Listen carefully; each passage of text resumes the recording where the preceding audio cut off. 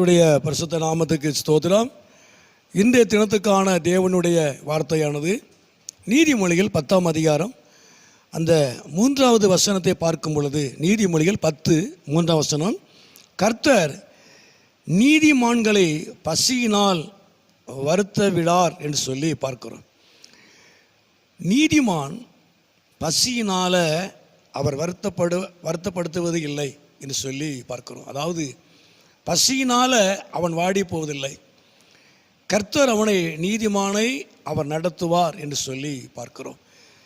இன்னும் கொஞ்சம் தெளிவாய் பார்க்கும் பொழுது நீதிமொழிகளில் 37ஆம் அதிகாரத்திலே அந்த 25ஆம் வசனத்தை பார்க்கும் பொழுது, நீதிமான் கைவிடப்பட்டதையும் அவன் சந்ததி அப்பத்துக்கு இறந்து திரிகிறதையும் நான் காணவில்லை என்று சொல்லி பார்க்கிறோம். ஆகவே நீதிமானுடைய சந்ததி அப்பத்துக்காக அலைந்து திரிவதில்லை. அவன் கைவிடப்படாத ஒரு மனிதன் நீதிமான். உண்மையாகவே இந்த நாட்களில் நீதிமானையும் நீதிமானுடைய சந்ததியையும் அவர் வருத்தப்படுத்தாத ஒரு தேவன். அவனை ஒவ்வொரு நாளும் கர்த்தர் போஷித்து நடத்துகிறவர்.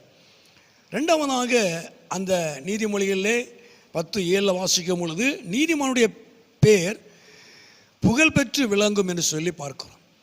தேவன் நீதிமானுடைய பெயரை, நீதிமானுடைய வாழ்க்கையை, அவன் செய்கிற காரியத்தை கர்த்தர் பெருமைப்படுத்துகிற ஒரு தேவன். ஆபிரகாமை கர்த்தர் பெருமைப்படுத்தினார். அவன் தேவனை விசுவாசித்தான், அது அவனுக்கு நீதியாகவே எண்ணப்பட்டது. இப்போ உண்மையாகவே நாட்களில் நீதிமானுடைய பெயரை அவர் புகழ பண்ணுகிறவர், மேன்மைப்படுத்துகிறவர், உயர்த்துகிறவர், பெருமைப்படுத்துகிற ஒரு தேவன். மூன்றாவதாக 16ஆம் வசனத்தை வாசிக்கும் பொழுது, நீதிமானுடைய பிரயாசம் ஜீவன் என்று சொல்லி பார்க்கிறோம்.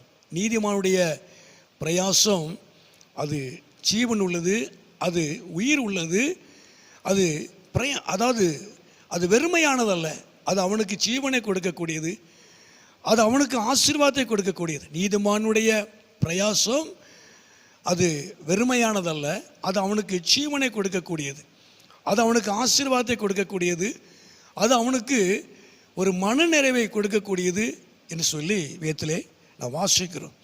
கர்த்தர் நாமத்துக்கு மகிமை உண்டாவதாக. அது மாத்திரமல்ல, 4ஆவதாக அந்த 25ஆம் வசனத்தை வாசிக்கும்போது, நீதிமானோ நித்திய அஸ்திவாரம் உள்ளவன் என்று சொல்லி பார்க்கிறோம். அதாவது அவன் அஸ்திவாரம் உள்ளவனாக, அவன் உறுதி உள்ளவனாய் காணப்படுவான், அவன் உறுதியாய் இருப்பான். நீதிமான் அவன் உறுதி உள்ளவனாய் இருப்பான் என்று சொல்லி வேதத்திலே வாசிக்கிறோம். அப்போ உண்மையாகவே நாட்களில் நீதிமானுடைய சந்ததியை அவர் ஒவ்வொரு நாளும் போஷித்து நடத்துகிறவர். அவனை வருத்தப்படுத்தாதபடி, அவன் வருந்தாதபடிக்கு கர்த்தர் அவனை போஷித்து நடத்துவார். ரெண்டாவதாக அவனுடைய பெயர் புகழ் பெற்று விளங்கும். கர்த்தருடைய பெயரை அவர் பெருமைப்படுத்துவார்.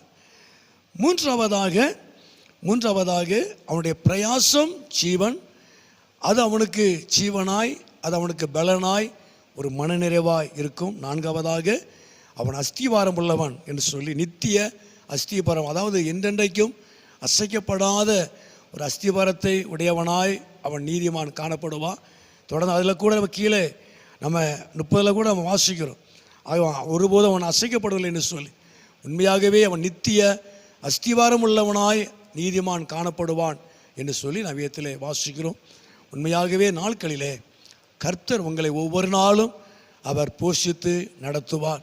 நீதிமான் என்று சொல்லும் பொழுது அவரை விசுவாசிக்கிற பிள்ளைகள், ஆபிரகாம் விசுவாசித்தான், அது அவனுக்கு நீதியாக எண்ணப்பட்டது போல நாம் அவரை விசுவாசிக்கிறோம். விசுவாசத்தினால உண்டாகிற நீதிமான் அவர் உங்களை ஒவ்வொரு நாளும் போஷித்து அவர் நடத்துவார். உங்களையும் உங்கள் பிள்ளைகளையும் கர்த்தர் நடத்துவார். ஜெபம்.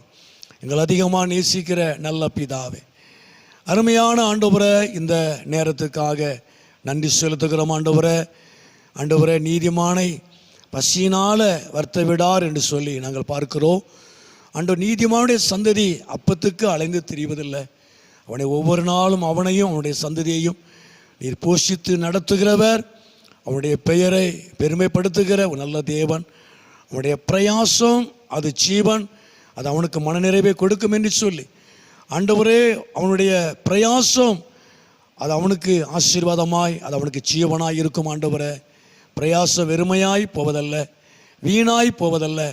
அவனுடைய பிரயாசம் அது அவனுக்கு ஜீவனை கொடுக்கும், அது அவனுக்கு மனநிறைவை கொடுக்கக்கூடியது. நீதிவான், நித்திய அஸ்திவாரம் உள்ளவன், அவன் என்னென்னைக்கு அசைக்கப்படுவதில்லை என்று சொல்லி பார்க்கிறோம்.